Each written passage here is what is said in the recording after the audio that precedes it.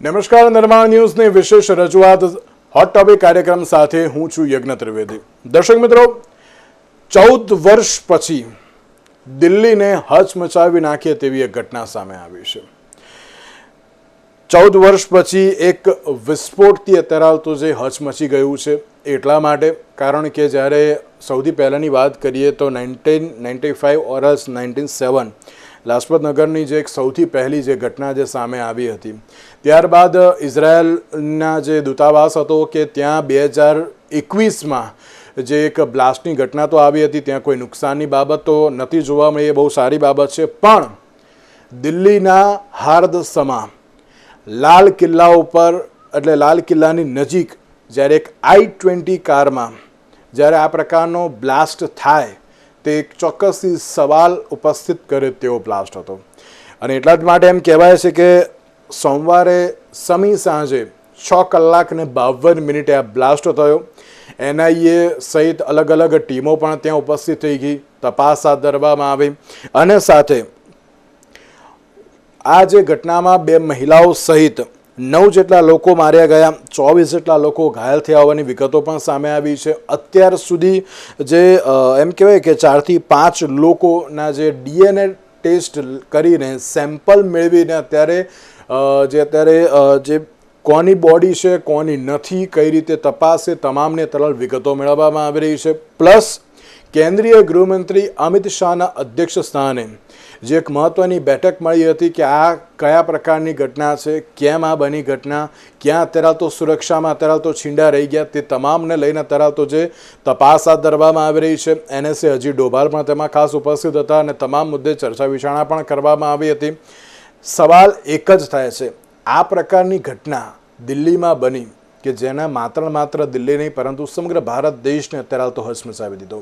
ક્યાંક એવી પણ બાબત જોવા મળી રહી છે કે આ ઘટના પાછળ અત્યારે તો જે કોઈ આતંકવાદી સંગઠનનો અત્યારે તો હાથ છે। ડૉક્ટર ઉમરનું જે નામ અત્યારે તો જોવા મળી રહ્યું છે, પણ જે તેને લઈને પણ તપાસ હાથ ધરવામાં આવી રહી છે કે જે I-20 કાર હતી, 3 લોકો જે બેઠા હતા તેમાંથી એક વ્યક્તિ ડૉક્ટર ઉમર પણ હતા તેવી પણ વિગત સામે આવી છે। ત્યારે હવે જોવાનું એ રહ્યું કે હવે તપાસ આગામી સમયમાં કેવી રીતની થશે। તમામ મુદ્દાઓ પર મારે આજે ચર્ચા વિચારણા કરવી છે અને આ ચર્ચા વિચારણા કરવા માટે અમારી સાથે જોડી ગયા છે રિટાયર્ડ ગ્રુપ કેપ્ટન પવન આનંદજી કે जो इंडियन एयरफोर्स में रिटायर्ड ग्रुप कैप्टन रह चुके हैं। साथ ही पवन जी, आपका सबसे पहला तो स्वागत है। धन्यवाद। पवन जी, जिस तरीके से अगर हम आज की बात करें तो जिस तरीके से दिल्ली में जो मुख्य हम कह सकते हैं कि लाल किला है, रेड फोर्ट, सब लोग देखने के लिए जाते हैं, सब लोग यही बोलते हैं कि नहीं ये बहुत अच्छी जगह है, मगर वहाँ पे ही इस तरीके से ब्लास्ट होता है। सब लोग यही कहते हैं कि नहीं यार ये नहीं होना चाहिए था। कहीं पे लोग को ये भी कहते हैं कि सिक्योरिटी लेक भी है। तो कैसे देख रहे हैं आप ब्लास्ट को? सबसे पहला तो ये एक निंदनीय दुर्घटना है जो नहीं होनी चाहिए थी। ऑफ संदूर पे जब पहला हमारा पहलगाम वाला इंसिडेंट दुर्घटना हुई थी, उसके बाद ऑफ संदूर के बाद हमारे प्रधानमंत्री जी ने बोला था कि ऑफ संदूर अभी खत्म नहीं हुआ, यदि पाकिस्तान ऐसी कोई हरकत करेगा तो हम उनको उसी तरह जवाब देंगे। अब इन्होंने एक नया तरीका चुना है, हमारे ही देश के जो व्हाइट कॉलर जो हाई ऑफिशियल लाइक डॉक्टर्स उनको चुना है ताकि ये कह सकें कि हमारे नहीं आपके देश के लोगों ने ही ये ब्लास्ट किया है। अब इसमें 2 डॉक्टर मेनली इन्वॉल्व हैं, एक का नाम है मोहम्मद उमर और दूसरे का नाम है शकील। और ये दोनों और इनकी टीम है, एक लेडी डॉक्टर भी इन्वॉल्व है इसमें। तो इन्होंने पूरा नेटवर्क इनका जो डिफरेंट स्टेट्स, दिल्ली, हरियाणा, जम्मू कश्मीर में ऑपरेट करता है ताकि इनके ऊपर कोई शक ना हो। जो कार यूज की गई है I-20 वो भी पुलवामा से बिक के कई हाथों में ये कार बिकी है। पहले सलमान ने खरीदी, फिर नदीम ने खरीदी, फिर एक कार सेलिंग एजेंसी के पास गई, उसके बाद तारिक ने खरीदी और तारिक से उमर ने खरीदी ताकि किसी को कोई शक ना हो। तो ये मॉड्यूल जो किया गया है, अब से कुछ दिन पहले एक फरीदाबाद मॉड्यूल फरीदाबाद पकड़ा गया था, जिसमें डॉक्टर शकील पकड़ा गया था।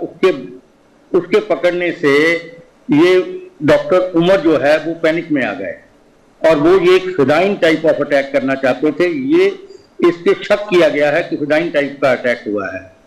तो ये 8:04 में बदरपुर बॉर्डर से दिल्ली में एंटर किया। उसके बाद इसने कार पार्क की सुनहरी मस्जिद रेड फोर्ट के पास, 2-3 घंटे के लिए वहां रहा, पर ये 1 मिनट के लिए भी कार को छोड़ के नहीं गया। उसके बाद ये वहां से निकला सेंट्रल दिल्ली की तरफ। ये माना गया है कि ये अटैक कहीं भी हो सकता था, पर ये फिर Red Fort metro station gate number 1 में पहुंचा, रेड लाइट के पास। फाइनली एक्सप्लोजन हुआ, जो कि बड़ा दर्दनाक था। बहुत ऊंची लपटें इसकी गई, कई 7 आसपास की कारें डैमेज हो गई।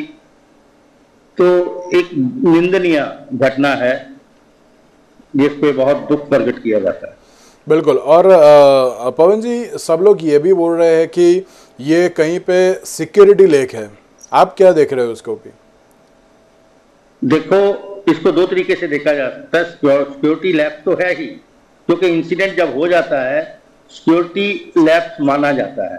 पर दूसरे तरीके से यदि हम सोचें, जो फरीदाबाद में 350 अमोनियम नाइट्रेट एक्सप्लोसिव पकड़ा गया, उसके बाद 2500 केजी और एक्सप्लोसिव पकड़ा गया, उसमें वही नहीं बहुत चीजें पकड़ी गई।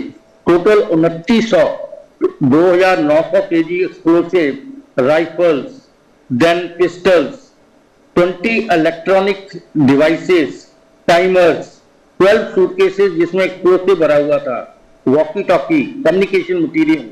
यदि वो पकड़ा ना जाता, जो हम ये भी कह सकते हैं कि सिक्योरिटी वालों ने इतना अच्छा काम किया कि ये 2900 केजी 2900 केजी यदि एक्सप्लोसिव जो दिल्ली या आसपास के इलाके में यूज होना था, तो फिर क्या होता? બિલકુલ। જે પ્રમાણે અત્યારે વિગતો તો સામે આવી છે કે જ્યાં 6 કલાકને 52 મિનિટે આ બ્લાસ્ટ થયો અને પછી ક્યાંક આખા દિલ્હીની સાથે સાથે ભારતને હચમચાવી નાખ્યું। સિક્યોરિટી લેક્સ તો અત્યારે જોવા જ મળી રહ્યા છે, પણ તેની સાથે તપાસ પણ ધરવામાં આવી રહી છે। પ્રશાંતભાઈ ગઢવી આપણી સાથે જોડી ગયા છે કે જેઓ રાજકીય વિશ્લેષક છે। પ્રશાંતભાઈ, આપનું પણ સ્વાગત છે। પ્રશાંતભાઈ, દિલ્હી બ્લાસ્ટ જે 26/11 આપણે યાદ કરવાના હતા, પરંતુ હવે તેની પહેલા આ 10/11ને હવે યાદ કરવું પડશે તેવું લાગી રહ્યું છે।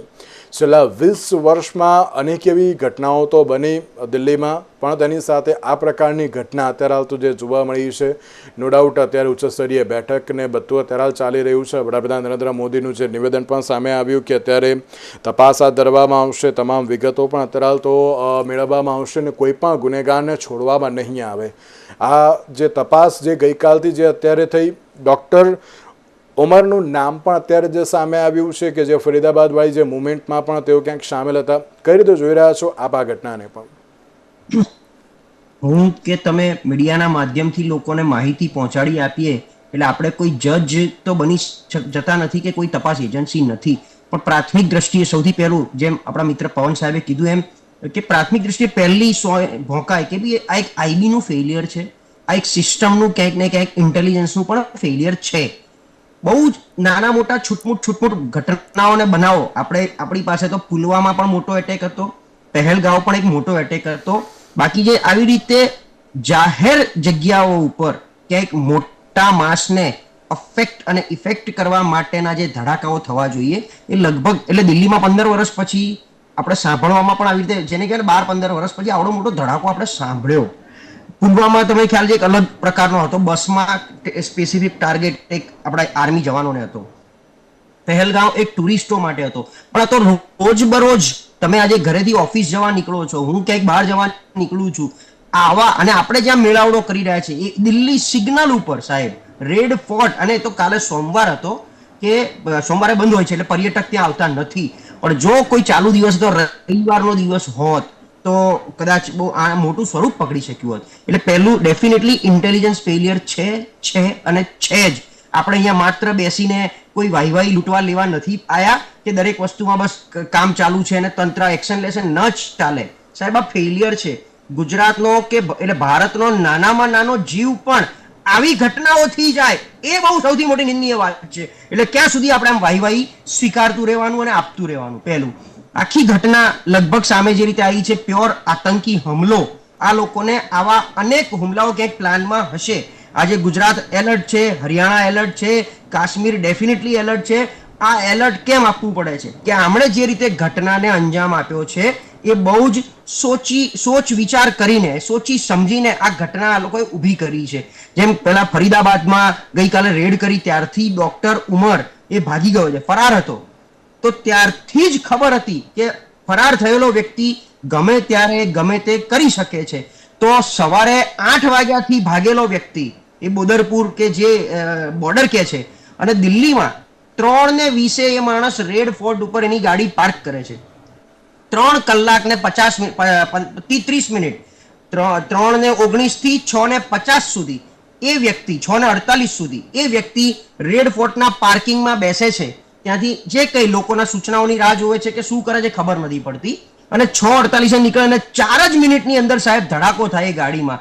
એટલે એટલું તો ક્લિયર થયું કે એ ડોક્ટર ઉમર કાં તો આની પાછળ મેઇન એક બ્રેઇન હતું અને પોતે સુસાઇડલ બોમ્બની જેમ આવી અને આ હુમલો કર્યો છે, કાં તો એ પોતે એક સ્લીપર સેલ છે અને કોઈકને કંઈક કરવાનું હતું. પણ એના આકાઓને એવી ખબર પડી ગઈ કે ડોક્ટર ઉમર ફરાર છે અને જો પકડાશે તો કદાચ બહુ મોટો ઘટસ્ફોટ થઈ શકે છે, એટલે ડોક્ટર ઉમરને જ પતાવી દો. અને એમણે પછી આવો પ્લાન કર્યો છે. ત્રીજી વાત, આ ઘટનાને આજે ઓલમોસ્ટ 16 કલાક, ગઈકાલના 7 થી અત્યારના 18 કલાક જેવું થવા આવ્યું છે. 18 કલાકમાં એક પણ આતંકી સંગઠનોએ હજી જવાબદારી સ્વીકારી નથી, ક્યાંકથી આવી નથી. ગઈકાલે આઈએસ અને પછી આઈએસકેપી ની વાત કરતા હતા, આઈએસપીકે ની, હજી સુધી ક્યાંયથી અમારી જાણમાં છે ત્યાં સુધી કોઈ આની જવાબદારી સ્વીકારી નથી. તો એનો મતલબ એવો થયો કે હજી પણ નાના સ્લીપર સેલ ભારતના કોઈ સિટીમાં ક્યાંક પ્રક્રિયા કરવાના ફિરાકમાં છે, કંઈક શોધી રહ્યા છે. એટલે આપણે બધાએ પણ સચેત રહેવું જોઈએ. હવે જાહેર મેળાવડો પણ ટાળવો જોઈએ. શક્ય હોય તો ગુજરાતથી લઈ અને જ્યાં જ્યાં ગંભીર હાલત સર્જાવા જઈ રહી છે, ખાસ કરીને મધ્ય બેલ્ટ સુધી ભારતના નકશામાં, કારણ કે પાકિસ્તાન અને અફઘાનિસ્તાનથી ચાલતું આ રેકેટ લગભગ ઇન્ડિયાના મધ્ય ભાગ સુધી આ લોકો વધારે અફેક્ટેડ રાખતા હોય છે, જેમાં ગુજરાત, રાજસ્થાન, પંજાબ, ઉત્તર પ્રદેશ, બંગાળ આ બધા ટાર્ગેટેડ સિટી હોય છે. એટલે આપણે આને એલર્ટ જાહેર કરી દેવું જોઈએ. મારે ને તમારે હવે આની પાછળ એલર્ટ નહીં, આપણે જ સચેત થઈને એ રીતે ચાલવું જોઈએ. આખી ઘટનામાં હાઈ લેવલની મિટિંગો હવે એનઆઈએ સોંપાશે. એનઆઈએ આની ઉપર કામ કરીને exact ditto to ditto report કે ઉમર સિવાય એની સાથેના કનેક્શન, એના મોબાઈલના કનેક્શન, એના લોકેશન અને આ 3 કલાક દરમિયાન એની એક્ટિવિટી શું હતી, કારણ કે 3:20 થી 6:50 આ 3.5 કલાકની એની તમામ એક્ટિવિટીઓને તપાસવાની છે. એની સાથે થયેલા તમામ કમ્યુનિકેશનો કઈ ટાઈપના છે એને ડીકોડ કરવા પડે.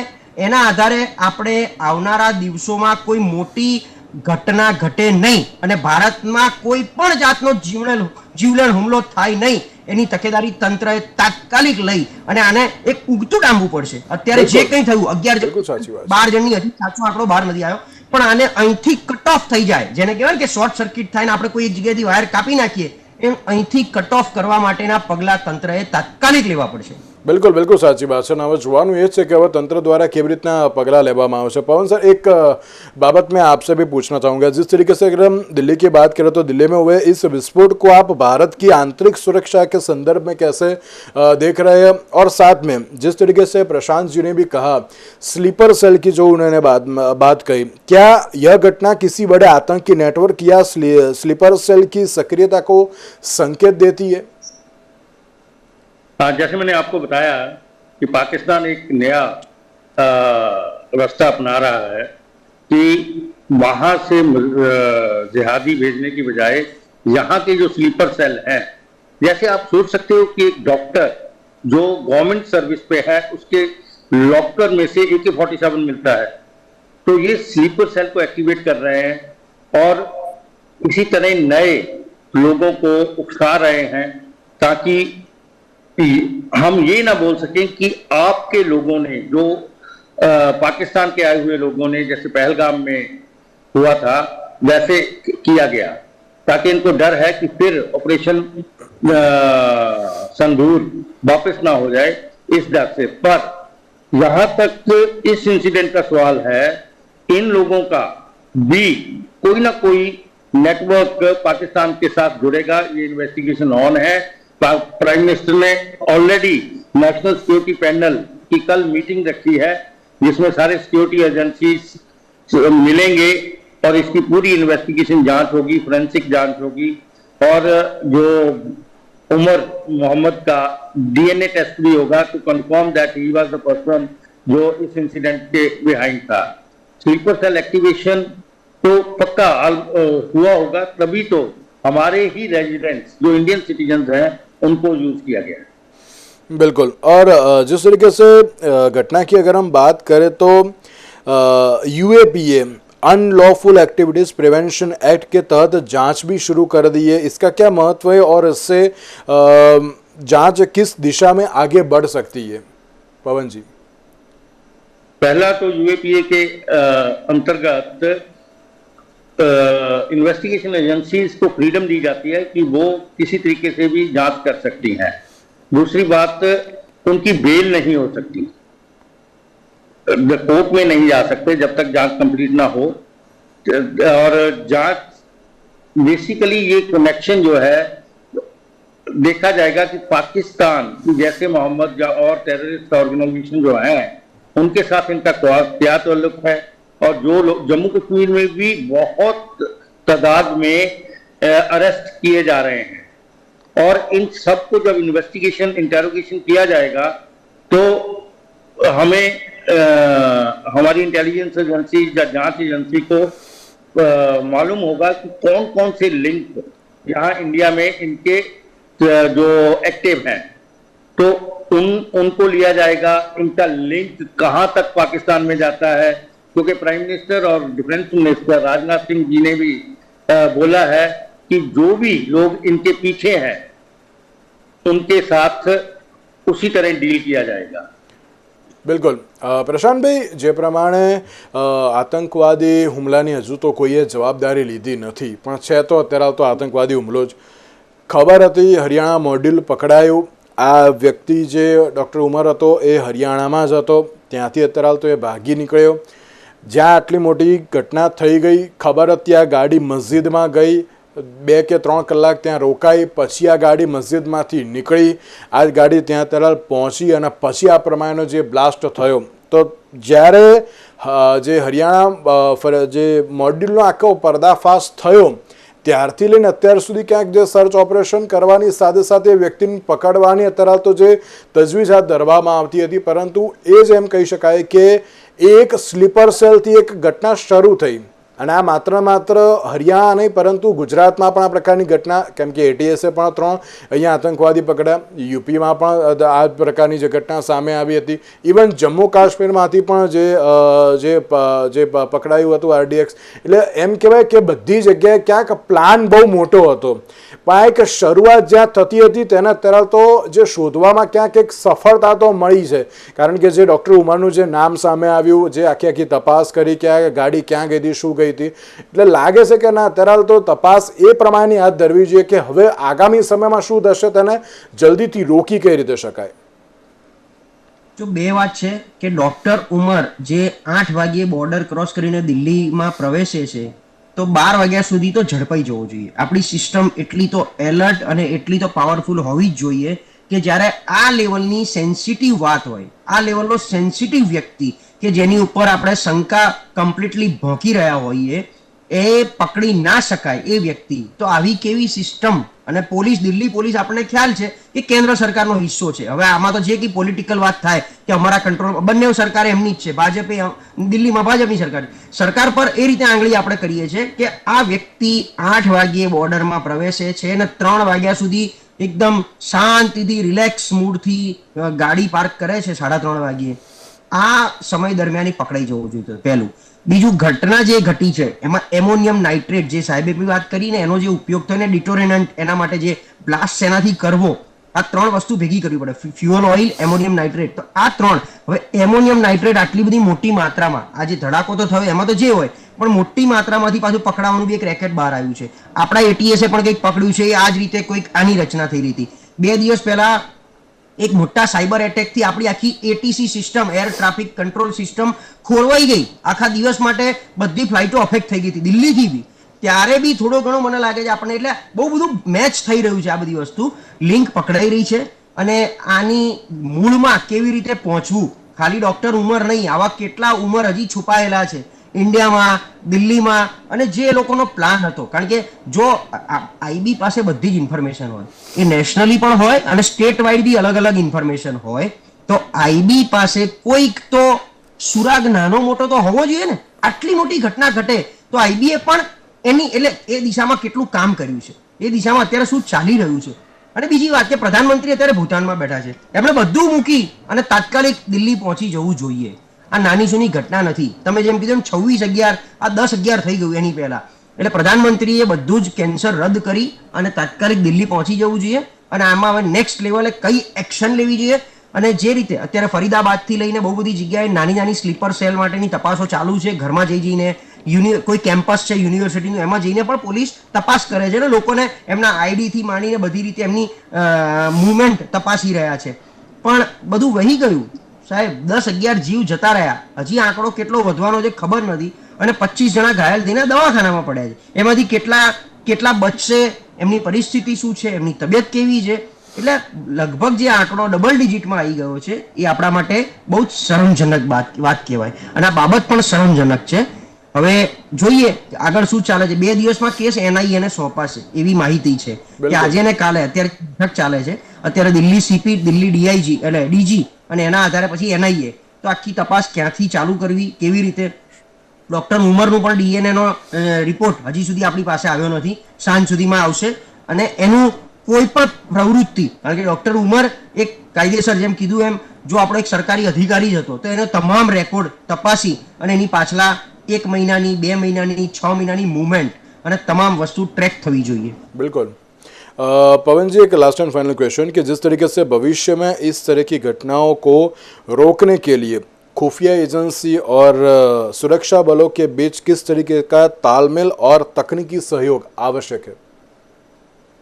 हाँ, एक्चुअली ये जितनी इंटेलिजेंस एजेंसीज हैं या सिक्योरिटी एजेंसीज हैं, जैसे दिल्ली पुलिस हुई, रॉ हुई, इंटेलिजेंस एजेंसीज हैं, इन सबका आपस में तालमेल होता है. सब इंफॉर्मेशन एक्सचेंज होती है इनमें. और तब भी प्राइम मिनिस्टर ने अभी नेशनल सिक्योरिटी पैनल, जिसमें सब एजेंसीज के जो ऐसे इंसिडेंट्स को डील करते हैं नुमाइंदे होंगे. आज 3 बजे होम मिनिस्टर की मीटिंग हो रही है इस पैनल को डिस्कस करने के लिए. तो पैनल इस इंसिडेंट को डिस्कस करने के लिए, और जो भी इनपुट बाहर आएंगी इन्वेस्टिगेशन के बाद, उस अकॉर्डिंगली जो कंबाइंड पैनल बनाया गया है वो इसी काम के लिए बनाया गया है कि सारी एजेंसीज आपस में इंफॉर्मेशन एक्सचेंज कर सके, ताकि इस टाइप के इंसिडेंट को होने से पहले रोका जा सके. और अभी लेटेस्ट ये है कि एक और डॉक्टर जो तारिक मोहम्मद का दोस्त है, उसको भी गिरफ्तार किया गया है, जो भी इस इंसिडेंट के साथ लिंक था. और मोहम्मद उमर के फ्रेंड को, जो अगेन डॉक्टर है, और मोहम्मद उमर की मदर का डीएनए टेस्ट कर लिया गया है, ताकि जो कार साइट से मिला है उसका डीएनए के टेस्ट के साथ मैच किया जाए, ताकि कंफर्म किया जाए कि वो वहां पे कार में था और उसकी डेथ हो चुकी है. तो इंटेलिजेंस एजेंसीज और सिक्योरिटी एजेंसीज, चाहे वो पुलिस हो, चाहे वो रॉ हो, चाहे वो सेंट्रल इन्वेस्टिगेशन एजेंसी सीआईए हो, जो भी है, सीबीआई हो, जो जितनी भी इन्वॉल्व हैं, आपस में तालमेल होगा तभी हम इन इंसिडेंट्स को रोक पाएंगे. बिल्कुल बिल्कुल. पवन जी, धन्यवाद हमारे साथ जुड़ने के लिए. प्रशांत जी, आपनो પણ આભાર અમારી સાથે આ ચર્ચા વિચારણામાં જોડાવા માટે. દર્શક મિત્રો, સવાલ અત્યારે એ જ આવીને ઊભો રહે છે કે જ્યારે દિલ્હી બ્લાસ્ટની અત્યારે તો બાબત જોવા મળતી હોય, તો ત્યારે દિલ્હી બ્લાસ્ટની હવે આ તમામ બાબતોને હવે રોકવામાં કેવી રીતે આવશે, અને સાથે સાથે હવે આગામી સમયમાં કેવી રીતના પગલાં લેવામાં આવશે તે પણ એક સવાલ યથાવત જોવા મળી રહ્યો છે. તો બીજી બાજુ વિસ્ફોટમાં અત્યાર સુધીમાં 9 લોકોના જે મૃત્યુ તો થયા છે. તપાસ એજન્સી દ્વારા અત્યારે તો તપાસ પણ કરવામાં આવી રહી છે. પ્લસ જ્યારે વડાપ્રધાન નરેન્દ્ર મોદીની વાત કરીએ તો વડાપ્રધાન નરેન્દ્ર મોદી દ્વારા પણ જે અત્યારે તો કહેવામાં આવ્યું છે કે કોઈ પણ ગુનેગારને બક્ષવામાં નહીં આવે. કેન્દ્રીય ગૃહમંત્રીના નિવાસસ્થાને અત્યારે તો એક બેઠક ચાલી રહી છે અને સાથે આગામી સમયમાં જે વડાપ્રધાન નરેન્દ્ર મોદી સાથે પણ આ અંગે મહત્વપૂર્ણ બેઠક થાય તેવી પણ શક્યતાઓ અત્યારે તો જે સેવામાં આવી રહી છે. ત્યારે આગામી સમયમાં કેવી રીતની તપાસ હાથ ધરવામાં આવશે તે તો આવનારો સમય જ બતાવશે. ત્યારે આજના વિશેષ કાર્યક્રમમાં મને આપશો રજા. નમસ્કાર.